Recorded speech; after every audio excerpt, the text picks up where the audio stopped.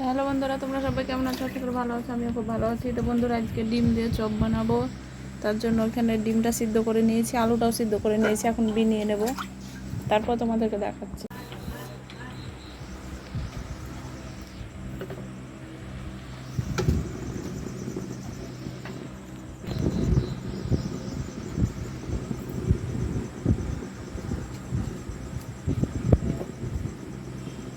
তো বন্ধুরা, তো কড়াই বসিয়ে দিয়েছি, আর এখানে তো ডিমগুলা বিনানো হয়ে গেছে। তো এখন লবণ দিয়ে দেবো আলুতে, হলুদ,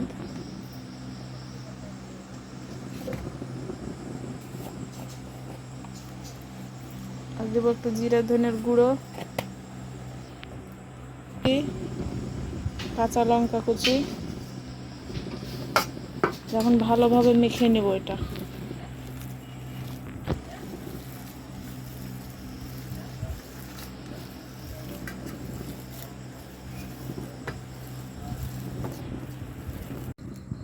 সবাই দেখছি ভালো ভালো রেসিপি বানিয়ে ভাইরাল হয়ে যাচ্ছে, তা আমিও দেখি ভালো ভালো বানিয়ে ভাইরাল হচ্ছে কি। তো বন্ধুরা, ডিমটা ভালোভাবে গুলিয়ে নিব। তখন তেল গরম করতে দিয়ে দিয়েছি, আর এই দেখো একটা ডিম দিয়ে নিলাম। দেখুন আলুর ভালোভাবে একটা গোল করে করবো, আলুটাকে মানে ডিমটাকে আলুর মাঝখানে দেবো। তার জন্য এই দেখো, এখন ভালোভাবে আস্তে আস্তে করে ডিমের শেপ দিয়ে নেব। তো ডিম তো না মনে হচ্ছে পেয়ে হয়ে গেল। এই তো এবার ডিম হয়েছে। তো বন্ধুরা, তোমরা একটু বেশি বেশি করে লাইক কমেন্ট শেয়ার করো। ডিমের গোলাতে ডুবিয়ে নেব।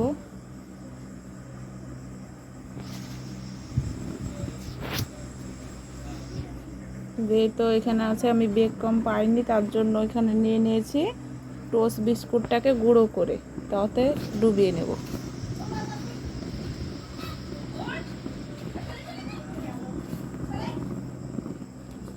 তো চারিদিকে ভালোভাবে দিয়ে নেব।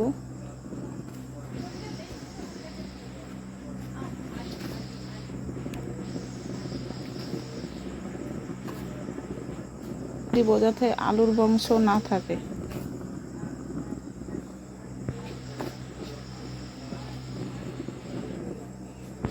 তো বন্ধুরা, এরকমভাবে সবগুলো আমি বানিয়ে নেব।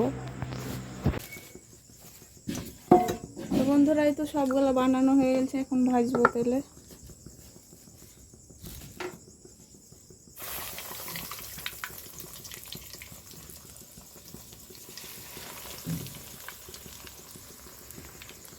ও দুটা করে ভাজে।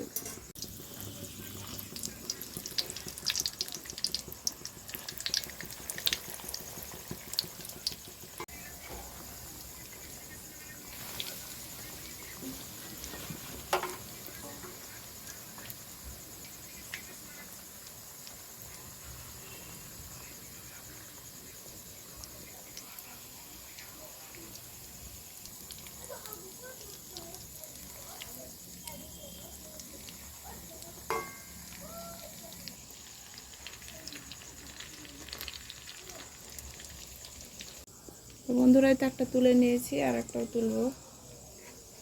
এগুলো আগে দিয়েছিলাম এই দুটো।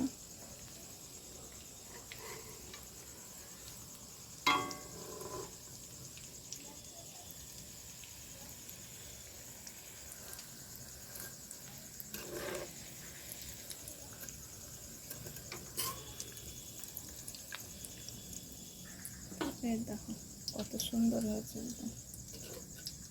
তো বন্ধুরা, দেখতে পাচ্ছ এই তো কত সুন্দর সুন্দর হয়ে গেল ডিমের কাটলেট।